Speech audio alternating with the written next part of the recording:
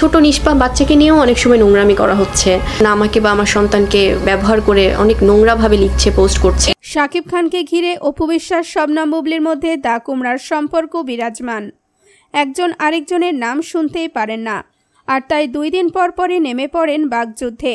এবং এটা কিন্তু সবাই করে না, এটা কিছু গ্রুপ করে, এবং এই গ্রুপগুলো সবসময় এটা তাদের একটা প্র্যাকটিস করার।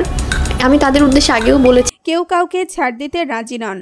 সবশেষ একটি সাক্ষাৎকারে শাকিবকে স্বামী বলে সম্বোধন করেছিলেন বুবলি। এরপর ফেসবুকে তাকে তাচ্ছিল্য করেন অপু বিশ্বাস। অপু বিশ্বাসের দেওয়া সাক্ষাৎকারে ফের জ্বলে উঠেছেন বুবলি। তো একজন মা হিসেবে একজন সন্তানের আদরকে যদি কেউ আদিক্ষেতা বা অন্য নোংরা ভাষাগুলো ইউজ করে, যে বানানগুলোও ভুল থাকে। জানালেন শাকিব তার পরিবার সারা জীবন তার নাম উচ্চারণ করবেন। তিনি বলেন, সবচেয়ে হাস্যকর কথা হলো উনি তার নিঃশ্বাসের থেকেও বুবলি নামটা বেশি নেন। তিনি বলেন, অপু বিশ্বাস আমার ছেলেকে নিয়ে নানা নোংরা কথা বলেন মিডিয়ায়। আমি বুঝি না বাচ্চাদের নিয়ে কেউ এমন কথা বলেন কিভাবে।